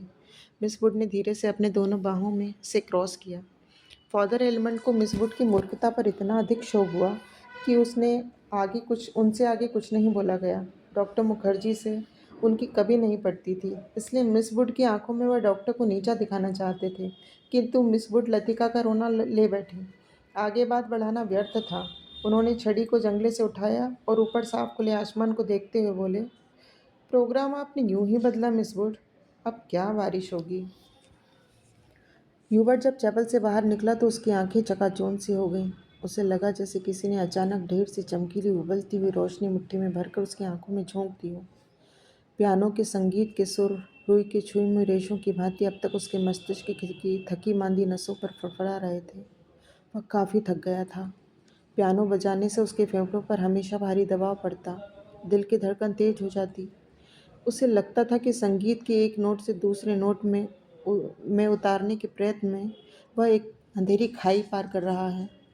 आज चैपल में जो मैंने महसूस किया वह कितना रहस्यमय, कितना विचित्र था। ह्यूबर्ट ने सोचा। मुझे लगा पियानो का हर नोट चिरंतर खामोशी की अंधेरी खो से निकलकर बाहर फैली नीली धुंध को काटता तराशता हुआ एक भूला सा अर्थ खींच लाता है। गिरता हुआ हर पोज एक छोटी सी मौत है, मानो घने छायादार वृक्षों की कांपती छायाओं में कोई पगडंडी गुम हो गई हो। एक छोटी सी मौत जो आने वाले सुरों को अपनी बच्ची खुची गूंजों की सांसें समर्पित कर जाती है, जो मर जाती है किंतु मिट नहीं पाती, मिटती नहीं इसलिए मरकर भी जीवित है, दूसरे सुरों में लय हो जाती है। डॉक्टर, क्या मृत्यु ऐसे ही आती है? अगर मैं डॉक्टर से पूछूं तो वह हंसकर टाल देगा। मुझे लगता है वह पिछले कुछ दिनों से कोई बात छिपा रहा है। उसकी हंसी में जो सहानुभूति का भाव होता है वह मुझे अच्छा नहीं लगता। आज उसने मुझे स्पेशल सर्विस में आने से रोका था। कारण पूछने पर वह चुप रहा था। कौन सी ऐसी बात है जिसे मुझसे कहने में डॉक्टर कतराता है? शायद मैं शक्की मिजाज होता जा रहा हूँ और बात कुछ भी नहीं है। ह्यूबर्ट ने देखा, लड़कियों की कतार स्कूल से हॉस्टल जाने वाली सड़क पर नीचे उतरती जा रही है। उजली धूप में उसके रंग बिरंगे रिबन, हल्की आसमानी रंग की फ्रॉकें और सफ़ेद पेटियां चमक रही हैं। सीनियर कैम्ब्रिज की कुछ लड़कियों ने चैपल की वाटिका से गुलाब के फूलों को तोड़कर अपने बालों में लगा लिया है। कंटोनमेंट के 3-4 सिपाही लड़कियों को देखते हुए अश्लील मजाक करते हुए हंस रहे हैं और कभी कभी किसी लड़की की ओर जरा सा झुककर सीटी बजाने लगते हैं। Hello mister Hubert. ह्यूबर्ट ने चौंक कर पीछे देखा। लतिका एक मोटा सा रजिस्टर बगल में दबाए खड़ी थी। आप अभी यहीं हैं? ह्यूबर्ट की दृष्टि लतिका पर टिकी रही। वह क्रीम रंग की पूरी बाहों की ऊनी जैकेट पहने हुए थी। कुमाऊनी लड़कियों की तरह लतिका का चेहरा गोल था। धूप की तपन से पका गेहुआ रंग कहीं कहीं हल्का सा गुलाबी हो आया था, मानो बहुत धोने पर भी गुलाल के कुछ धब्बे इधर उधर बिखरे रह गए हों। उन लड़कियों के नाम नोट करने थे जो कल जा रही हैं, सो पीछे रुकना पड़ा। आप भी तो कल जा रहे हैं मिस्टर ह्यूबर्ट? अभी तक तो यही इरादा है। यहाँ रुककर भी क्या करूँगा? आप स्कूल की ओर जा रही हैं? चलिए। पक्की सड़क पर लड़कियों की भीड़ जमा थी, इसलिए वे दोनों पोलो ग्राउंड का चक्कर काटते हुए पगडंडियों से नीचे उतरने लगे। हवा तेज हो चली। चीड़ के पत्ते हर झोंके के संग टूट टूट कर पगडंडी पर ढेर लगाते जाते थे। ह्यूबर्ट रास्ता बनाने के लिए अपनी छड़ी से उन्हें बुहार कर दोनों ओर बिखेर देता था। लतिका पीछे खड़ी हुई देखती रहती थी। अल्मोड़ा की ओर से आते हुए छोटे छोटे बादल रेशमी रुमालों से उड़ते उड़ते हुए सूरज के मुंह पर लिपटे से जाते थे, फिर हवा में बह निकलते थे। इस खेल में धूप कभी मंद फीकी सी पड़ जाती थी, कभी अपना उजला आंचल खोलकर समूचे शहर को अपने में समेट लेती थी। लतिका तनिक आगे निकल गई। ह्यूबर्ट की सांस चढ़ गई थी और वह धीरे धीरे हाँफता हुआ पीछे आ रहा था। जब वे पोलो ग्राउंड के पैवेलियन को छोड़कर सिमिट्री के दाईं ओर मुड़े तो लतिका ह्यूबर्ट की प्रतीक्षा करने के लिए खड़ी हो गई। उसे याद आया, छुट्टियों के दिनों में जब कभी कमरे में अकेले बैठे बैठे उसका मन ऊब जाता था तो वह अक्सर टहलते हुए सिमिट्री तक चली जाती थी। उससे सटी पहाड़ी पर चढ़कर वह बर्फ में ढके देवदार वृक्षों को देखा करती थी, जिनकी झुकी हुई आंखों से रुई के गालों सी बर्फ नीचे गिरा करती थी। नीचे बाहर जाने वाली सड़क पर बच्चे स्लेज पर फिसला करते थे। वह खड़ी खड़ी बर्फ में छिपी हुई उस सड़क का अनुमान लगाया करती थी जो फादर एलमंड के घर से गुजरती हुई मिलिट्री अस्पताल और डाकघर से होकर चर्च की सीढ़ियों तक जाकर गुम हो जाती थी। जो मनोरंजन एक दुर्गम पहेली को सुलझाने में होता है, वही लतिका को बर्फ में खोए रास्तों को खोज निकालने में होता था। आप बहुत तेज चलती हैं मिस लतिका। थकान से युवक का चेहरा कुम्हला गया था। माथे पर पसीने की बूंदें छलक आई थी। कल रात आपकी तबीयत क्या खराब हो गई थी? आपने कैसे जाना? क्या मैं अस्वस्थ दिख रहा हूँ? युवक के स्वर में हल्की सी खींच का आभास था। सब लोग मेरी सेहत को लेकर क्यों बात करते हैं, उसने सोचा। नहीं, मुझे तो पता भी नहीं चलता। वह तो सुबह करीमुद्दीन ने बातों ही बातों में जिक्र छेड़ दिया था। लतिका कुछ अप्रतिभ सी हो गई। कोई खास बात नहीं, वही पुराना दर्द शुरू हो गया था। अब बिल्कुल ठीक है। अपने कथन की पुष्टि के लिए युवक छाती सीधी करके तेज कदम बढ़ाने लगा। डॉक्टर मुखर्जी को दिखलाया था? वे सुबह आए थे। उनकी बात कुछ समझ में नहीं आती। हमेशा दो बातें एक दूसरे से उल्टी कहते हैं। कहते थे कि इस बार तुम्हें मुझे 6-7 महीने की छुट्टी लेकर आराम करना चाहिए, लेकिन अगर मैं ठीक हूँ तो भला इसकी क्या ज़रूरत है? युवक के स्वर में व्यथा की छाया लतिका से छिपी न रह सकी। बात को टालते हुए उसने कहा, आप तो नाहक चिंता करते हैं मिस्टर युवक। आजकल मौसम बदल रहा है। अच्छे भले आदमी तक बीमार हो जाते हैं। युवक का चेहरा प्रसन्नता से दमकने लगा। उसने लतिका को ध्यान से देखा। वह अपने दिल का संशय मिटाने के लिए निश्चिंत हो जाना चाहता था कि कहीं लतिका को केवल दिलासा देने के लिए। ह्यूबर्ट के स्वर में व्यथा की छाया लतिका से छिपी न रह सकी। बात को टालते उसने कहा, अब तो नाहक चिंता करते हैं मिस्टर ह्यूबर्ट। आजकल मौसम बदल रहा है। अच्छे भले आदमी तक बीमार हो जाते हैं। ह्यूबर्ट का चेहरा प्रसन्नता से दमकने लगा। उसने लतिका को ध्यान से देखा। वह अपने दिल का संशय मिटाने के लिए निश्चिंत हो जाना चाहता था कि कहीं लतिका उसे केवल दिलासा देने के लिए ही तो झूठ नहीं बोल रही। यही तो मैं सोच रहा था मिस लतिका। डॉक्टर की सलाह सुनकर तो मैं डर ही गया। भला 6 महीने की छुट्टी लेकर मैं अकेला क्या करूँगा? स्कूल में तो बच्चों के संग मन लगा रहता है। सच पूछो तो दिल्ली में ये 2 महीनों की छुट्टियां काटना भी दुभर हो जाता है। मिस्टर ह्यूबर्ट, कल आप दिल्ली जा रहे हैं? लतिका चलते चलते हठात ठिठक गई। सामने पोलो ग्राउंड फैला था, जिसके दूसरी ओर मिलिट्री की ट्रकें कंटोनमेंट की ओर जा रही थीं। ह्यूबर्ट को लगा जैसे लतिका की आंखें अधमुंदी सी खुली रह गई हैं, मानो पलकों पर एक पुराना भूला सा सपना सरक आया है। मिस्टर ह्यूबर्ट, आप दिल्ली जा रहे हैं? इस बार लतिका ने प्रश्न नहीं दोहराया। उसके स्वर में केवल एक असीम दूरी का भाव घिराया। बहुत अरसा पहले मैं भी दिल्ली गई थी। बहुत अरसा पहले मैं भी दिल्ली गई थी मिस्टर ह्यूबर्ट। तब मैं बहुत छोटी थी। ना जाने कितने बरस बीत गए। हमारी मौसी का ब्याह हुआ था, वहीं हुआ था। बहुत सी चीज़ें देखी थी, लेकिन अब तो सब कुछ धुंधला सा पड़ गया है। इतना याद है कि हम कुतुब पर चढ़े थे। सबसे ऊंची मंजिल से हमने नीचे झांका था। ना जाने कैसा लगा था। नीचे चलते हुए आदमी चाबी भरे खिलौनों से लगते थे। हमने ऊपर से उन पर मूंगफलियां फेंकी थी, लेकिन हम बहुत निराश हुए थे, क्योंकि उनमें से किसी ने भी हमारी तरफ नहीं देखा। शायद माँ ने मुझे डांटा था, और मैं सिर्फ नीचे झांकते हुए डर गई थी। सुना है अब तो दिल्ली इतनी बदल गई है कि पहचान ही नहीं जाती। वे दोनों फिर चलने लगे। हवा का वेग ढीला पड़ने लगा। उड़ते हुए बादल अब सुस्ताने से लगे थे। उनकी छायाएं नंदा देवी और पंचचूली की पहाड़ियों पर गिर रही थीं। स्कूल के पास पहुंचते पहुंचते चीड़ के पेड़ पीछे छूट गए। कहीं कहीं खुबानी के पेड़ों के आसपास बुरूस के लाल फूल धूप में चमक जाते थे।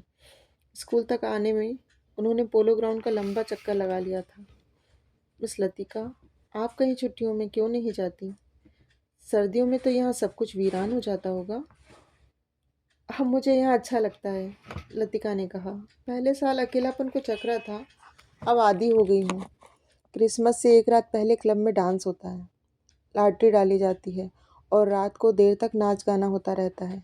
नए साल के दिन कुमाऊं रेजिमेंट की ओर से परेड ग्राउंड में कार्निवल किया जाता है। बर्फ पर स्केटिंग होती है। रंग बिरंगे गुब्बारों के नीचे फौजी बैंड बजता है। फौजी अफसर फैंसी ड्रेस में भाग लेते हैं। हर साल ऐसा ही होता है मिस्टर ह्यूबर्ट। फिर कुछ दिनों बाद विंटर स्पोर्ट्स के लिए अंग्रेज टूरिस्ट आते हैं। हर साल मैं उनसे परिचित होती हूँ। वापस लौटते हुए वे हमेशा वादा करते हैं कि अगले साल भी आएंगे, पर मैं जानती हूँ वे नहीं आएंगे। वे भी जानते हैं कि वे नहीं आएंगे। फिर भी हमारी दोस्ती में कोई अंतर नहीं पड़ता। फिर फिर कुछ दिनों बाद पहाड़ों पर बर्फ़ पिघलने लगती है, छुट्टियां खत्म होने लगती हैं, आप सब लोग अपने अपने घरों से वापस लौट आते हैं और मिस्टर ह्यूबर्ट पता भी नहीं चलता कि छुट्टियां कब शुरू हुई थी, कब खत्म हो गई। लतिका ने देखा कि ह्यूबर्ट उसकी ओर आतंकित भयाकुल दृष्टि से देख रहा है। वह सिर पिटाकर चुप हो गई। उसे लगा मानो वह इतनी देर से पागल से अनर्गल प्रलाप कर रही हो। मुझे माफ़ करना मिस्टर ह्यूबर्ट, कभी कभी मैं बच्चों की तरह बातों में बहक जाती हूँ। मिस लतिका, ह्यूबर्ट ने धीरे से कहा। वह चलते चलते रुक गया था। लतिका ह्यूबर्ट के भारी स्वर से चौंक सी गई। क्या बात है मिस्टर ह्यूबर्ट? वह पत्र, उसके लिए मैं लज्जित हूँ। उसे आप वापस लौटा दें। समझ लें कि मैंने उसे कभी नहीं लिखा था। लतिका कुछ समझ न सकी।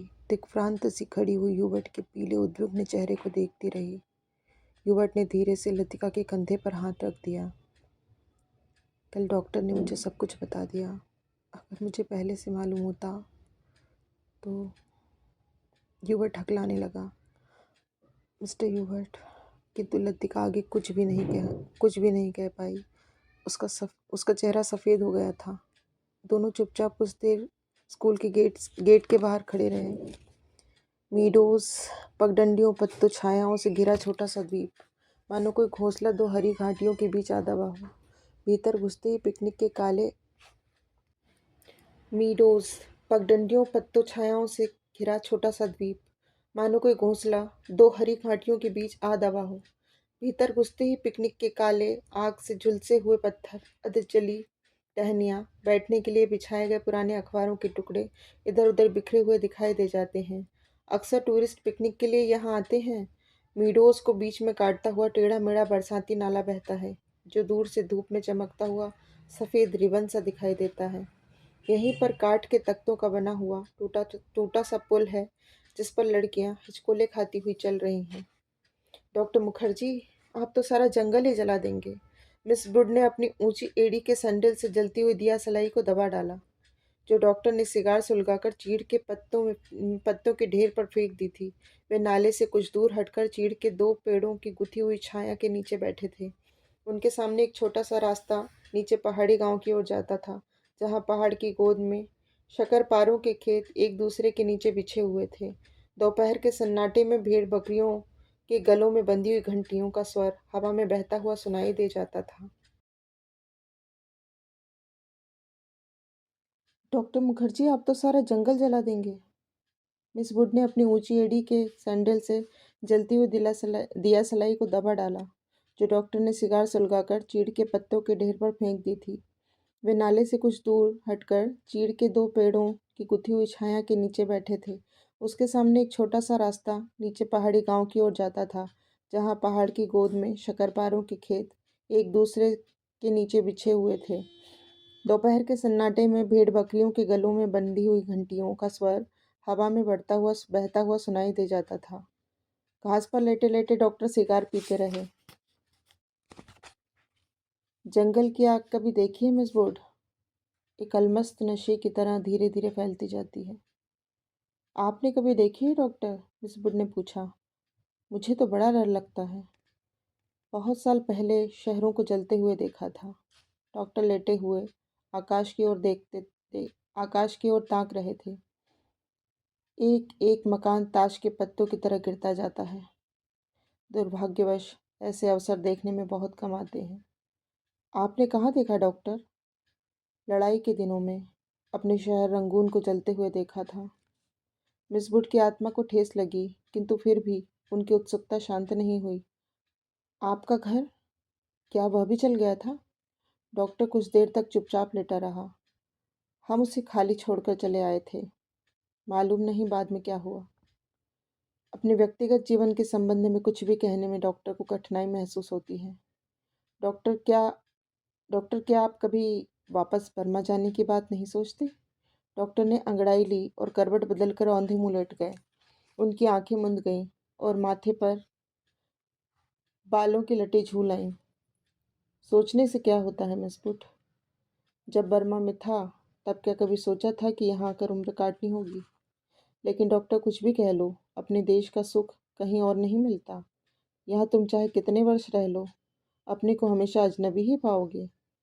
डॉक्टर ने सिगार के धुएं को धीरे धीरे हवा में छोड़ दिया। दरअसल अजनबी तो मैं वहाँ भी समझा जाऊंगा मिस वुड। इतने वर्षों बाद वहाँ मुझे कौन पहचानेगा। इस उम्र में नए सिरे से रिश्ते जोड़ना काफ़ी सरदर्द का काम है। कम से कम मैं मेरे बस की बात तो नहीं। लेकिन डॉक्टर, आप कब तक इस पहाड़ी कस्बे में पड़े रहेंगे?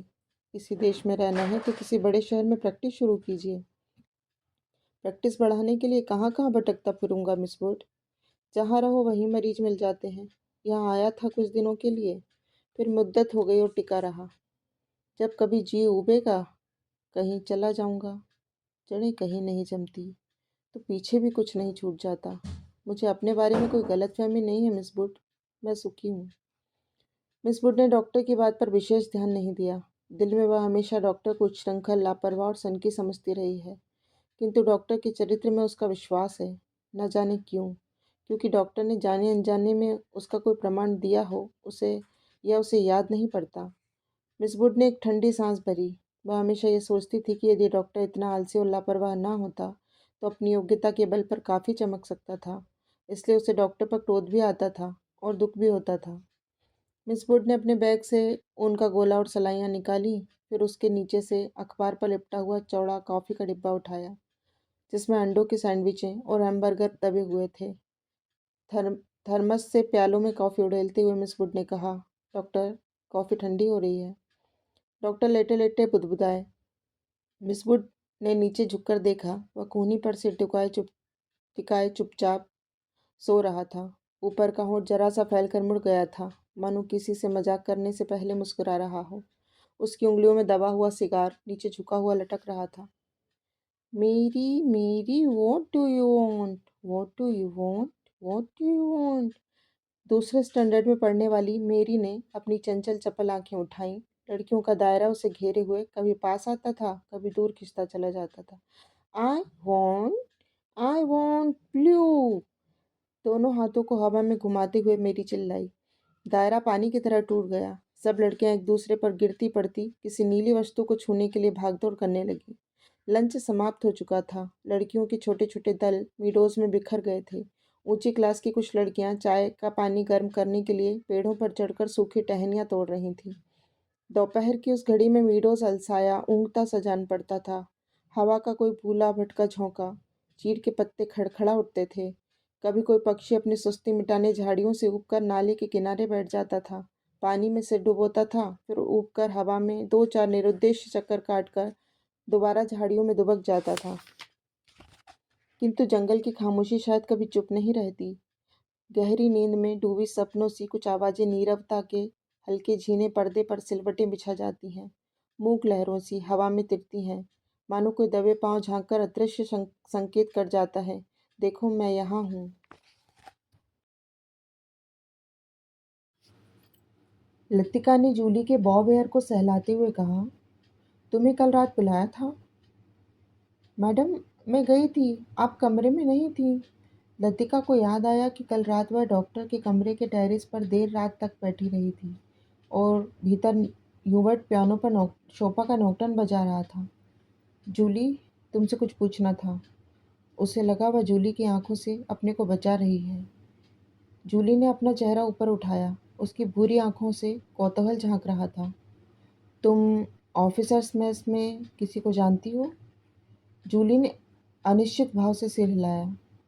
लतिका कुछ देर तक जूली को अपलक घूरती रही। जूली, मुझे विश्वास है तुम झूठ नहीं बोलोगी। कुछ क्षण पहले जूली की आंखों में जो कौतूहल था वह भय में परिणत होने लगा। लतिका ने अपनी जेब से एक नीला लिफाफा निकालकर जूली की गोद में फेंक दिया। यह किसकी चिट्ठी है? जूली ने लिफाफा उठाने के लिए हाथ बढ़ाया, किंतु फिर एक क्षण के लिए उसका हाथ कांपकर ठिठक गया। लिफाफे पर उसका नाम और हॉस्टल का पता लिखा हुआ था। थैंक यू मैम, मेरे भाई का पत्र है, वे झांसी में रहते हैं। जूली ने घबराहट में लिफाफे को अपने स्कर्ट की तहों में छिपा लिया। जूली, ज़रा मुझे लिफाफा दिखलाओ। लतिका का स्वर तीखा कर्कश सा हो आया। जूली ने अनमने भाव से लतिका को पत्र दिया। तुम्हारे भाई झांसी में रहते हैं? जूली इस बार कुछ नहीं बोली। उसकी उद्भ्रांत उखड़ी सी आंखें लतिका को देखती रहीं। यह क्या है? जूली का चेहरा सफ़ेद फक पड़ गया। लिफाफे पर कुमाऊँ रेजिमेंटल सेंटर की मुहर उसकी ओर घूर रही थी। कौन है यह? लतिका ने पूछा। उसने पहले भी हॉस्टल में उड़ती हुई अफवाह सुनी थी कि जूली को क्लब में किसी मिलिट्री अफसर के संग देखा गया था, किंतु ऐसी अफवाहें अक्सर उड़ती रहती थीं और उसने उस पर विश्वास नहीं किया था। जूली, तुम अभी बहुत छोटी हो। जूली के होंठ कांपे। उसकी आंखों में निरीह याचना का भाव घिर आया। अच्छा, अभी जाओ, तुमसे छुट्टियों के बाद बातें करूंगी। जूली ने ललचाई दृष्टि से लिफाफे की ओर देखा। कुछ बोलने को उद्यत हुई, फिर बिना कुछ कहे चुपचाप वापस लौट गई। लतिका देर तक जूली को देखती रही, जब तक वह आंखों से ओझल नहीं हो गई। क्या मैं किसी खूसट बुढ़िया से कम हूँ? अपने अभाव का बदला क्या मैं दूसरों से ले रही हूँ? शायद, कौन जाने। शायद जूली का यह प्रथम परिचय हो, उस अनुभूति से जिसे कोई भी लड़की बड़े चाव से संजोकर संभाल कर अपने में छिपाए रहती है। क्या अनिर्वचनीय सुख, जो पीड़ा और सुख को डुबोती हुई उमड़ते ज्वार से खुमारी, जो दोनों को अपने में समो लेती है। एक दर्द जो आनंद से उपजा है, पीड़ा देता है। यहीं इसी देवदार के नीचे उसे भी यही लगा था जब गिरीश ने पूछा था, तुम चुप तुम चुप क्यों हो? वो आंखें मूंदे सोच रही थी। सोच कहाँ रही थी, जी रही थी उस क्षण को। भय और विस्मय के बीच भिजा था, बहका सा पागल क्षण। वह कभी पीछे मुड़ेगी तो गिरीश की नर्वस मुस्कुराहट दिखाई दे जाएगी। उस दिन से आज दोपहर तक का अतीत एक दुस्वप्न की मानिंद टूट जाएगा। वही देवदार है जिस पर उसने अपने बालों की क्लिप से गिरीश का नाम लिखा था। पेड़ की छाल उतरती नहीं थी, क्लिप टूटा टूटा जाता था। तब गिरीश ने अपने नाम के नीचे उसका नाम लिख दिया था। जब कभी कोई अक्षर बिगड़कर टेढ़ा मेढ़ा हो जाता, तब वह हंसती थी और गिरीश का कांपता हाथ और भी कांप जाता था। लतिका को लगा कि जो वह याद करती है वही भूलना भी चाहती है, लेकिन जब सचमुच भूलने लगती है तब उसे भय लगता है कि जैसे कोई उसकी किसी चीज़ को उसके हाथों से छीने लिए जा रहा है, ऐसा कुछ जो सदा के लिए खो जाएगा। बचपन में जब कभी अपने किसी खिलौने को खो देती थी तो वह गुमसुम सी होकर सोचा करती थी कि कहाँ रख दिया मैंने। जब बहुत दूर धूप करने पर खिलौना मिल जाता था तो वह बहाना करती थी कि अभी उसे खोज ही रही है, कि वह अभी मिला नहीं है। जिस स्थान पर खिलौना रखा होता, जानबूझकर उसे छोड़कर घर के दूसरे कोनों में उसे खोजने का उपक्रम करती। तब खोई हुई चीज़ याद रहती, इसलिए भूलने का भय नहीं रहता था। आज वह उस बचपन के खेल का बहाना क्यों नहीं कर पाती?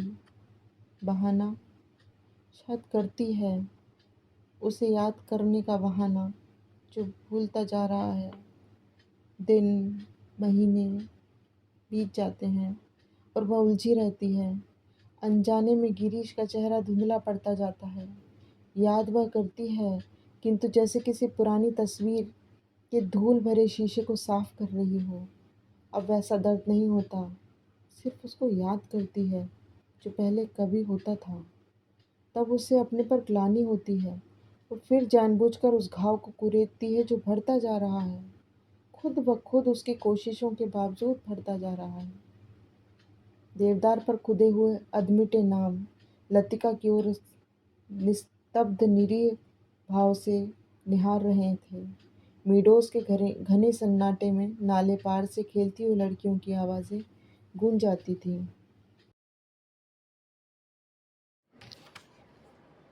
देवदार पर खुदे हुए अधमिटे नाम लतिका की ओर निस्तब्ध निरीह भाव से निहार रहे थे। मीडोज के घने सन्नाटे में नाले पार से खेलती हुई लड़कियों की आवाज़ें गूंज जाती थीं। What do you want? What do you want? तितलियाँ, झिंगुर, जुगनू, मीडोज़ पर उतरती हुई सांझ की छायाओं से पता नहीं चलता कौन किसकी आवाज़ है। दोपहर के समय जिन आवाज़ों को अलग अलग करके पहचाना जा सकता था, अब वे एक स्वरता की अविरल धारा में घुल गई थीं। घास से अपने पैरों को पूछता हुआ कोई रेंग रहा था।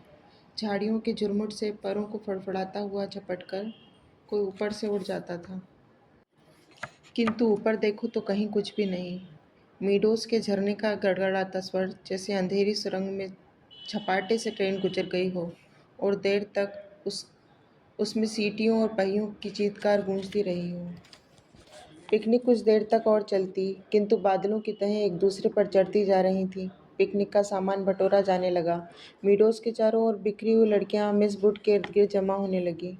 अपने संग वे अजीबो गरीब चीज़ें बटोर लाई थीं। कोई किसी पक्षी के टूटे पंख को बाल में लगाए हुए थी, किसी ने पेड़ की टहनी को चाकू से छीलकर छोटी सी बेत बना ली थी। ऊंची क्लास की कुछ लड़कियों ने अपने अपने रुमालों से नाले से पकड़ी हुई छोटी छोटी बालिश भर की मछलियों को दबा रखा था, जिन्हें मिस बुड से छिपाकर वे एक दूसरे को दिखा रही थीं। मिस बुड लड़कियों की टोली के संग आगे निकल गई थीं। मीडोज से पक्की सड़क तक 3-4 फर्लांग की चढ़ाई थी। लतिका हाँफने लगी। डॉक्टर मुखर्जी सबसे पीछे आ रहे थे। लतिका के पास पहुंचकर वे ठिठक गए। डॉक्टर ने दोनों घुटनों को जमीन पर टेकते हुए सिर झुकाकर एलिजाबेथ योगिन अंग्रेजी में कहा, मैडम, आप इतनी परेशान क्यों नजर आ रही हैं? और डॉक्टर की नाटकीय मुद्रा को देखकर लतिका के होठों पर एक थकी सी ढीली मुस्कुराहट बिखर गई। प्यास के मारे गला सूख रहा है और ये चढ़ाई है कि खत्म होने में नहीं आती। प्यास के मारे गला सूख रहा है और ये चढ़ाई है कि खत्म होने में नहीं आती।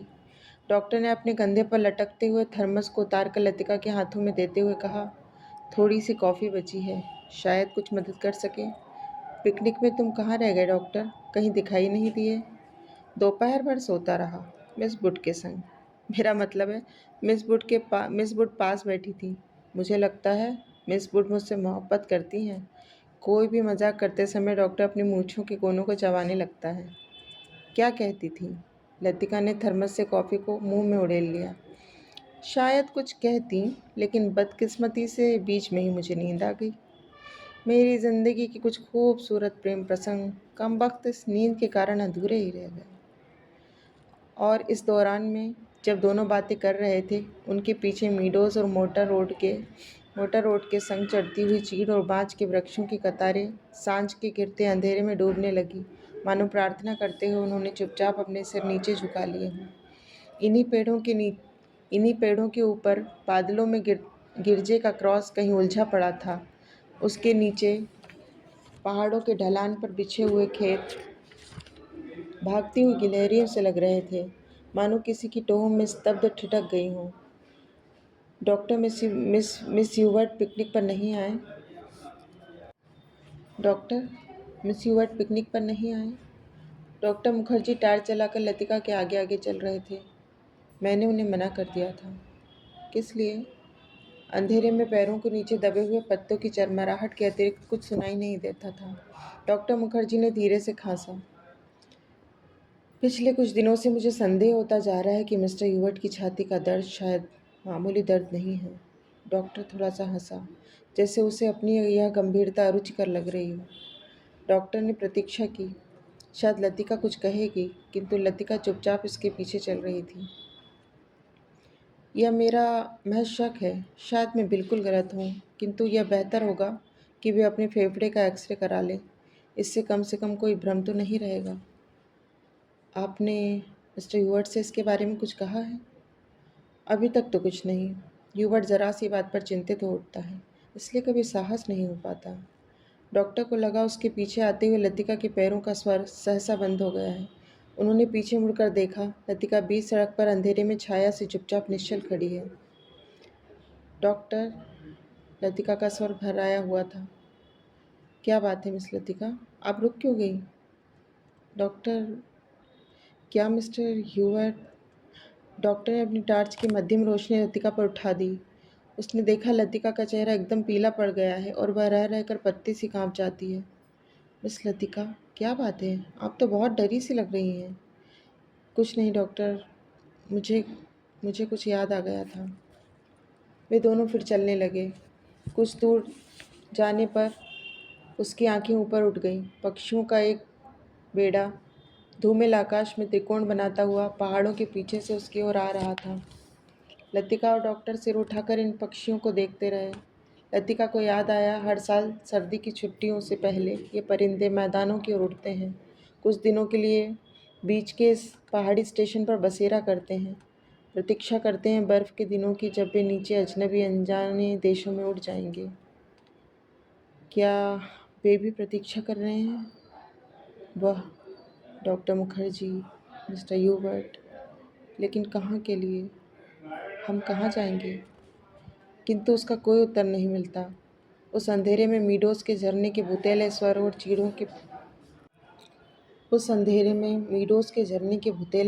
और चीड़ों के पत्तों की सरसराहट के अतिरिक्त कुछ सुनाई नहीं देता था। लतिका हड़बड़ाकर चौंक गई। अपनी छड़ी पर झुका हुआ डॉक्टर धीरे धीरे सीटी बजा रहा था। मिस लतिका, जल्दी कीजिए, बारिश शुरू होने वाली है। मिस लतिका, जल्दी कीजिए, बारिश शुरू होने वाली है। हॉस्टल पहुंचते पहुंचते बिजली चमकने लगी थी, किंतु उस रात बारिश देर तक नहीं हुई। बादल बरसने भी नहीं पाए थे कि हवा के थपेड़े से धकेल दिए जाते थे। दूसरे दिन तड़के ही बस पकड़ना था, इसलिए डिनर के बाद लड़कियां सोने के लिए अपने अपने कमरों में चली गई थीं। जब लतिका अपने कमरे में गई तो उस समय कुमाऊं रेजिमेंट सेंटर का बिगुल बज रहा था।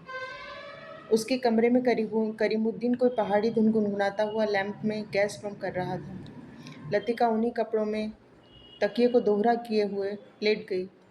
करीमुद्दीन ने उड़ती हुई निगाह से लतिका को देखा, फिर अपने काम में जुट गया। पिकनिक कैसी रही मैम साहब? तुम क्यों नहीं आए? सब लड़कियां तुम्हें पूछ रही थीं। लतिका को लगा दिन भर की थकान धीरे धीरे उसके शरीर की पसलियों पर चिटकती जा रही है। अनायास उसकी आंखें नींद के बोझ से झपकने लगी। मैं चला आता तो ह्यूवर्ट साहब की तीमारदारी कौन करता?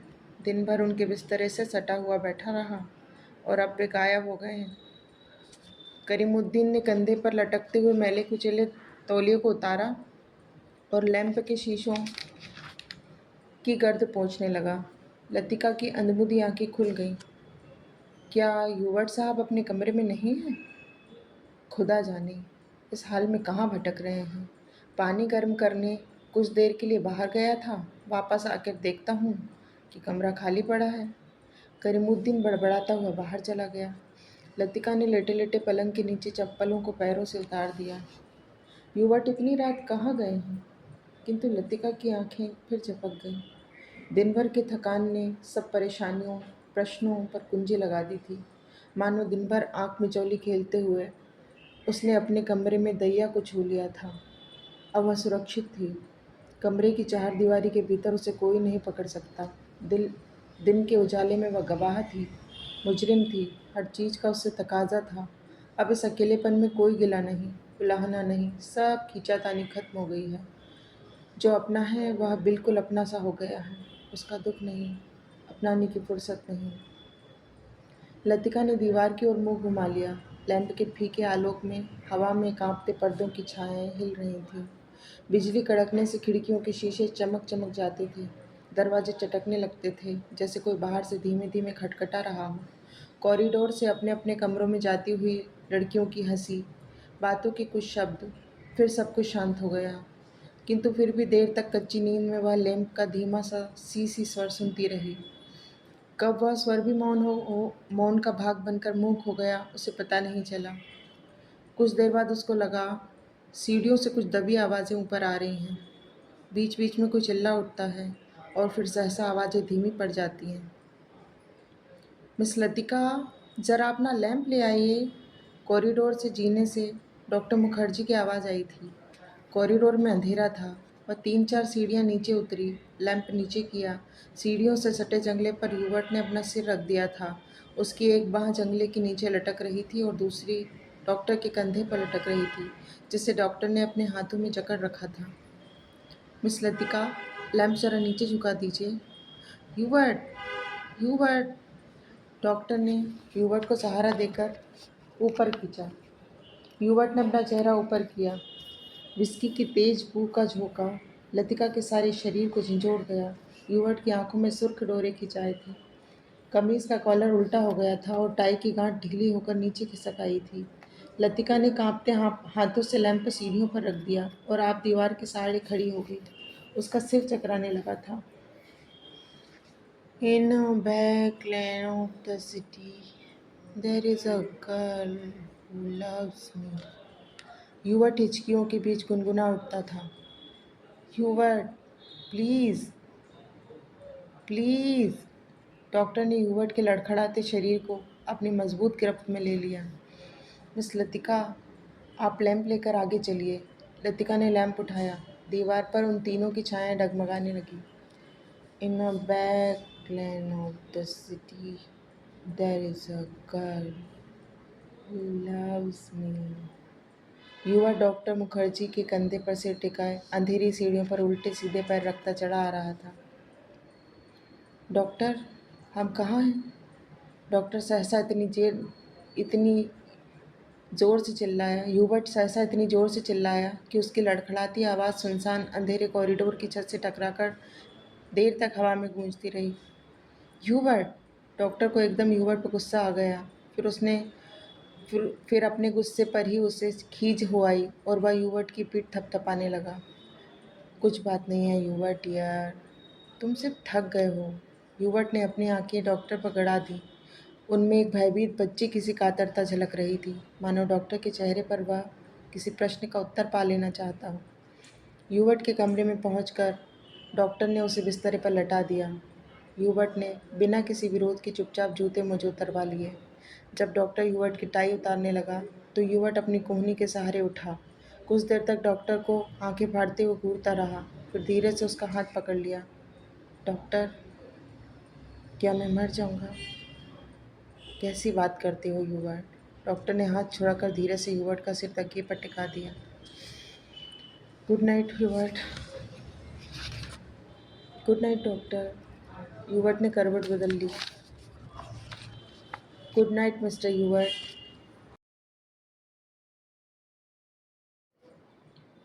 Good night doctor. युवट ने करवट बदल ली। गुड नाइट मिस्टर युवट। लतिका का स्वर सिहर गया, किंतु युवट ने कोई उत्तर नहीं दिया।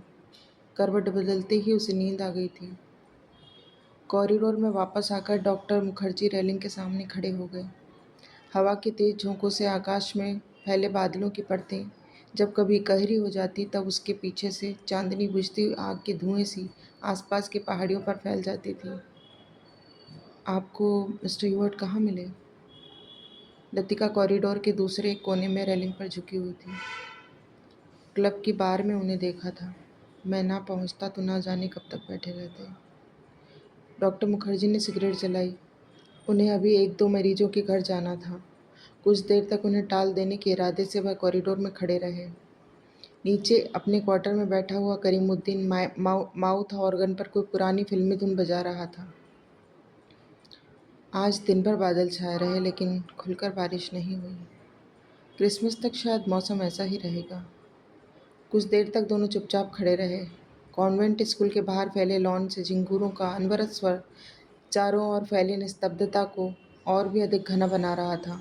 कभी कभी ऊपर मोटर रोड पर किसी कुत्ते की रिरियाहट सुनाई पड़ जाती थी। डॉक्टर, कल रात आपने मिस्टर युवट से कुछ कहा था मेरे बारे में? वही जो सब लोग जानते हैं और युवट जिसे जानना चाहिए था वह नहीं जानता था। डॉक्टर ने लतिका की ओर देखा। वह चढ़बट अविचलित रेलिंग पर झुकी हुई थी। वैसे हम सबकी अपनी अपनी जिद होती है। कोई छोड़ देता है, कोई आखिर तक उसे चिपका रहता है। डॉक्टर मुखर्जी अंधेरे में मुस्कुराए। उनकी मुस्कुराहट में सूखा सा विरक्ति का भाव भरा था। कभी कभी मैं सोचता हूँ मिस लतिका, किसी चीज़ को ना जानना यदि गलत है तो जानबूझकर ना भूल पाना, हमेशा जोंक की तरह उससे चिपटे रहना, यह भी गलत है। बर्मा से आते हुए जब मेरी पत्नी की मृत्यु हुई थी मुझे अपनी ज़िंदगी बेकार सी लगती थी। आज इस बात को अरसा गुजर गया और जैसा आप देखती हैं मैं जी रहा हूँ। उम्मीद है कि काफ़ी अरसा और जीऊँगा। ज़िंदगी काफ़ी दिलचस्प लगती है और यदि उम्र की मजबूरी ना होती तो शायद मैं दूसरी शादी करने में भी ना हिचकता। इसके बावजूद कौन कह सकता है कि मैं अपनी पत्नी से प्रेम नहीं करता था। आज भी करता हूँ। लेकिन डॉक्टर, लतिका का गला रुंध आया था। क्या मिस लतिका? डॉक्टर, सब कुछ होने के बावजूद वह क्या चीज़ है जो हमें जलाए रखती है? हम रुकते हैं तो भी अपने रेले में वह हमें घसीट ले जाती है। लतिका को लगा कि वह जो कहना चाह रही है वह नहीं कह पा रही है, जैसे अंधेरे में कुछ खो गया है जो मिल नहीं पा रहा है, शायद कभी नहीं मिल पाएगा। यह तो आपको फादर एलमंड ही बता सकेंगे मिस लतिका। डॉक्टर की खोखली हंसी में उनका पुराना सनकीपन उभर आया था। अच्छा, चलता हूँ मिस लतिका, मुझे काफ़ी देर हो गई है। डॉक्टर ने दियासलाई जलाकर घड़ी को देखा। Good night miss Latika. Good night doctor. Doctor के जाने पर लतिका कुछ देर तक अंधेरे में रेलिंग से सटी खड़ी रही। हवा चलने पर कॉरिडोर में जमा हुआ कूड़ा सिहर उठता था। शाम को सामान बांधते हुए लड़कियों ने अपने अपने कमरों के सामने जो पुरानी कॉपियों, अखबारों और रद्दी के ढेर लगा दिए थे, वे सब अंधेरे कॉरिडोर में हवा के झोंकों से इधर उधर बिखरने लगे थे। लतिका ने लैंप उठाया और अपने कमरे की ओर जाने लगी। कॉरिडोर में चलते हुए उसने देखा, जूली के कमरे में प्रकाश की एक पतली रेखा दरवाजे के बाहर खींच आई है। लतिका को कुछ याद आया। वो कुछ क्षणों तक सांस रोके जूली के कमरे के बाहर खड़ी रही। कुछ देर बाद उसने दरवाज़ा खटखटाया। भीतर से कोई आवाज़ नहीं आई। लतिका ने दबे हाथों से हल्का सा धक्का दिया। दरवाज़ा खुल गया। जूली लैंप बुझाना भूल गई थी। लतिका धीरे धीरे दबे पांव जूली के पलंग के पास आई। जूली का सोता हुआ चेहरा लैंप के फीके आलोक में पीला सा दिख रहा था। लतिका ने अपनी जेब से वही नीला लिफाफा निकाला। उसे धीरे से जूली के तकिए के नीचे दबाकर रख दिया।